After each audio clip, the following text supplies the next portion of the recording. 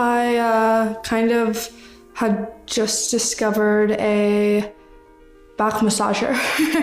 One of those ones that that have the 3 prongs that have like the heat function on them, and you can just like work your back muscles. I had discovered that, and I was alone, and I'd never really used one before, so I was just like running it along my skin, like feeling how funny it felt and everything, and then just like rubbing it everywhere. And then I think I brushed by my clit, and I was like, whoa, what's that? And I remember feeling, how do I say it? It's really, really good, but I think there was something ingrained in me, just with my background and everything, like growing up in like a Christian home and school and everything. I was doing it and it was feeling good, but then there was something in the back of my head that was like, you can't let anyone catch you doing this. I always used to do it outside of my underwear, and then when I like actually did it without underwear, I was like, wow, this is totally different. This is like the next level.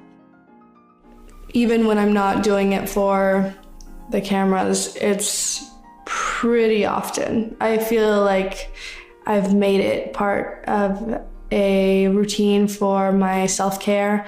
I'm not gonna say daily, but basically whenever I'm unwinding and relaxing, or even when I'm stressed, when I'm stressed, I swear that as soon as I finish masturbating, then immediately I have a clearer head to think about anything. And I think that could be said for a lot of people.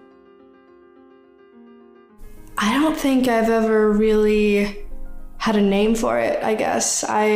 Because I'm never like, all right, it's time to go flick the bean. I heard that one earlier.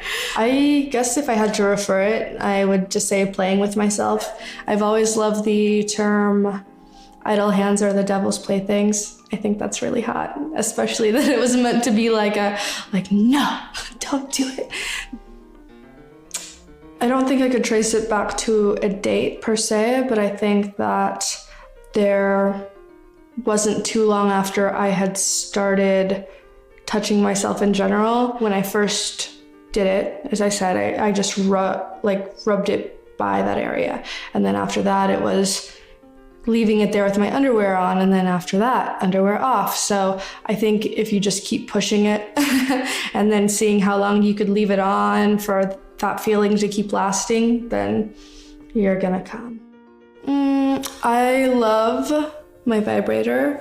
I have a lot of them. I've always had this fascination with vibrators, really, because again, with my background, it's super conservative, and masturbating isn't really like dinner conversation. But I remember going into a sex shop in Oklahoma and seeing this vibrator that was exactly shaped like a lipstick tube. Yeah, and I thought that was so hot, and I could just have this vibrator lying in my purse and it would be lipstick.